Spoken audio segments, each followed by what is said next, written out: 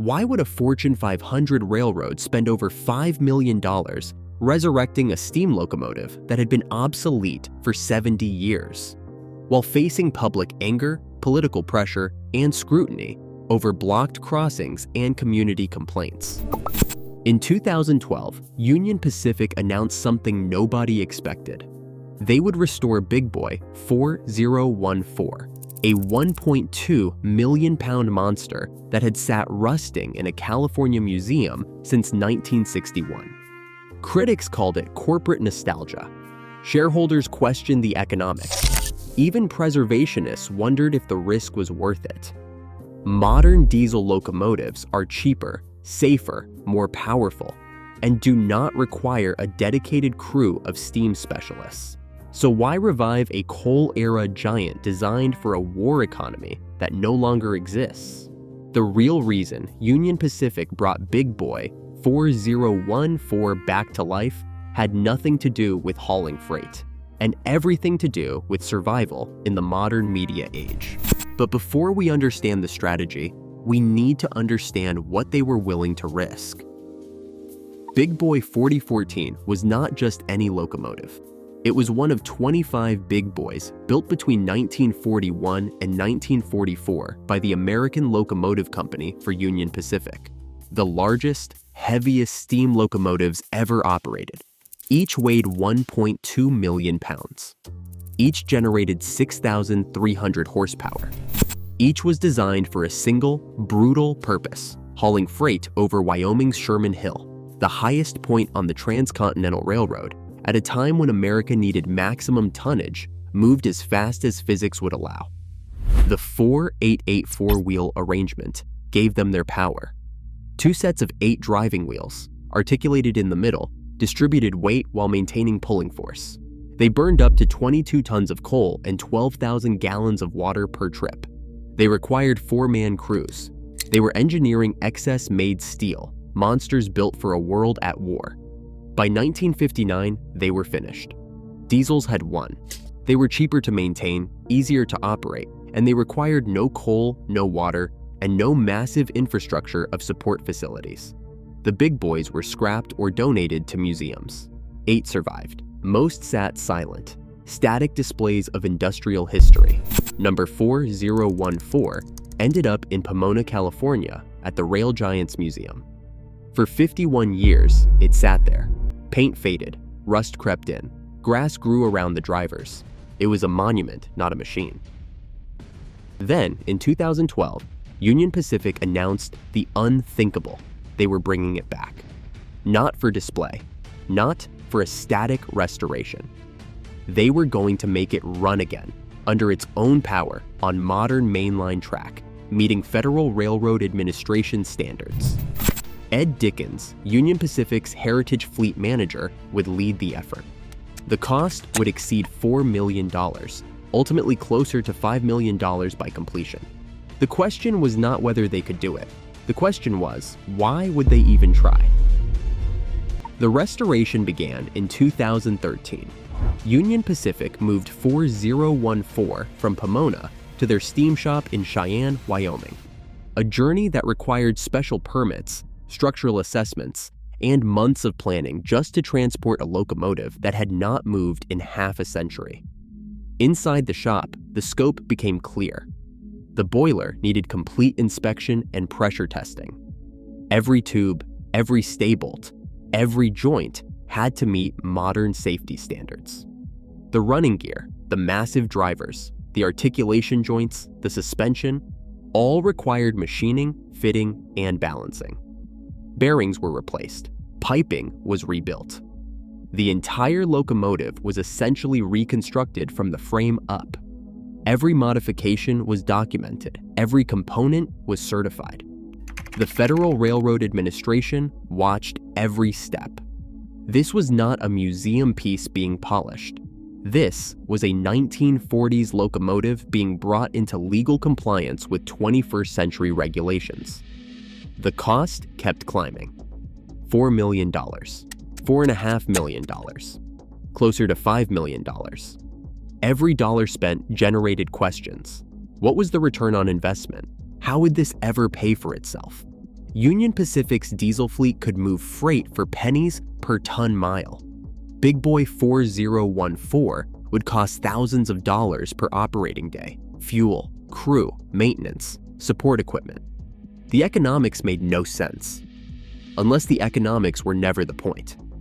Because while Union Pacific was rebuilding 4014, something else was happening, something that no amount of conventional advertising could fix. Between 2012 and 2019, as the restoration continued, Union Pacific faced a public relations crisis that traditional metrics could not capture.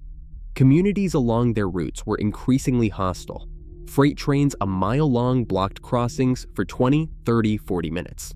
Emergency vehicles were delayed. Businesses lost access. Local governments filed complaints. Precision. Scheduled railroading, the industry's efficiency strategy, made trains longer, crews smaller, and frequencies more unpredictable. It was operationally brilliant and publicly disastrous. Union Pacific was making record profits while simultaneously becoming the villain in hundreds of small towns. Congressional hearings began. Safety concerns escalated. The Surface Transportation Board launched investigations. Union Pacific was not just facing bad press, they were facing an existential question of social license. Could a railroad continue operating as critical infrastructure if the communities they served actively opposed them? Traditional advertising could not solve this. A 30-second commercial could not rebuild trust. A billboard could not make a blocked crossing acceptable. Union Pacific needed something different, something authentic, something that reminded people why railroads mattered, something that turned anger into wonder. They needed a symbol. Big Boy 4014 was not being restored as transportation infrastructure. It was being rebuilt as communication infrastructure. Every dollar was not an expense. It was an investment in cultural capital. The locomotive would become a mobile ambassador, a 1.2 million pound reminder that Union Pacific was part of American history, not just American commerce. But symbols only work if they are real. And in May 2019, Union Pacific would prove that 4014 was more than just spectacle. On May 1st, 2019, 70 years after its last revenue service, Big Boy 4014 moved under its own power again. Not a short demonstration, not a museum yard switching move. It departed Cheyenne, Wyoming, on a 4,000-mile excursion celebrating the 150th anniversary of the completion of the Transcontinental Railroad. The response was immediate and overwhelming. Crowds gathered in every town. Hundreds became thousands. Thousands became hundreds of thousands. People drove for hours to see it. They brought their children. They brought cameras. They waited in fields, on overpasses, at crossings, anywhere they could catch 30 seconds of Big Boy passing through. Media coverage exploded. Local news became national news, and then international news. The Wall Street Journal covered it. The BBC covered it. Engineering publications, history channels, social media influencers. Everyone wanted the story of the dead giant brought back to life. Union Pacific did not pay for that coverage. They earned it. The locomotive did what $5 million in advertising never could. It made people want to talk about Union Pacific. It transformed the railroad from a faceless corporation into living history. Every photograph shared, every news segment aired, every family that made a weekend trip to see 4014, all of it was goodwill generated not by marketing department spin, but by genuine public enthusiasm. The economics suddenly made sense. A national advertising campaign with similar reach would cost tens of millions. Big Boy 4014 generated it for a fraction of that cost, and with far more authenticity. You cannot manufacture the image of 3 generations standing trackside, watching a piece of history thunder past. But was it just spectacle? Just theater? Just a very expensive public relations tour? Union Pacific was about to prove it was not. In June 2023, something unprecedented happened on Union Pacific's mainline in Wyoming. A modern freight train loaded with containers and hauled by diesel locomotives stalled on Sherman Hill. Mechanical issues, lost power. The very territory Big Boy was designed to conquer. Big Boy 4014 was in the area between excursion runs. Union Pacific made a decision, couple 4014 to the stalled train, and use the steam locomotive as actual motive power. Move revenue freight with a 70-year-old machine that critics had called a worthless nostalgia project. 4014 helped move that train. Not a publicity stunt, not a demonstration.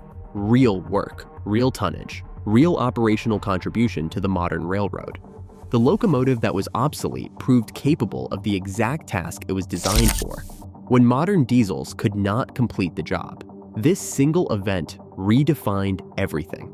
Big Boy 4014 was not just a symbol. It was not just a marketing tool. It was a working piece of equipment that could, when circumstances demanded, step in and perform actual railroad work. Union Pacific had created something unprecedented, a dual-purpose asset. An operational locomotive that generated public goodwill while maintaining the capacity to contribute when needed. The restoration was not just justified by public relations value or operational backup. It was justified by both. The dead giant was now proving its worth in ways nobody had predicted when the restoration began in 2013. Today, Big Boy 4014 operates as a goodwill ambassador. It runs excursion routes several times per year, draws massive crowds, generates continuous media coverage, and maintains operational certification for mainline service. The total economic value is not measured just in advertising equivalents. It is measured in community relationships, political capital, and brand equity. When 4014 visits a town, Union Pacific becomes more than the company that blocks crossings. It becomes the railroad that brings history to life. Local officials who might oppose infrastructure projects suddenly have positive interactions with company representatives. Communities that felt ignored suddenly feel valued. The Heritage Fleet, 4014, and the other steam locomotives Union Pacific maintains costs money to operate. But corporate goodwill is expensive to build and easy to destroy. In an industry facing increasing regulation, community opposition, and public skepticism, 4014 provides something intangible but crucial: legitimacy. Union Pacific did not restore Big Boy 4014 to move freight cheaper than diesels. They restored it to move people emotionally, to remind communities that the railroad threading through their town is more than steel rails and quarterly earnings. It is infrastructure with history, machinery with soul, and technology that once defined what America could build when pushed to its limits. The $5 million was not a cost. It was an investment in something modern corporations struggle to purchase: authentic connection. In an age when corporate trust is at historic lows, when communities feel exploited rather than served by infrastructure companies, Big Boy 4014 offers something advertising never could: proof that Union Pacific values its history enough to preserve it, and respects its public enough to share it. The restoration of Big Boy 4014 stands as one of the most strategic corporate decisions in modern railroad history. Union Pacific did not revive a dead locomotive out of sentimentality. They weaponized nostalgia as strategic capital and proved that old technology, when deployed intelligently, can solve modern problems, not by replacing the future, but by humanizing it. In 2023, when 4014 helped move that stalled freight train, it validated both purposes simultaneously. The machine worked as railroad equipment and as cultural ambassador. The critics who called it wasteful missed the point entirely. Union Pacific had built something rare, an asset that generates value on multiple dimensions simultaneously. The next time you see Big Boy 4014 on excursion, surrounded by crowds, covered by media, watched by millions online, remember that you are not just seeing a restored locomotive. You are seeing one of the most effective corporate communication tools ever deployed by an American railroad.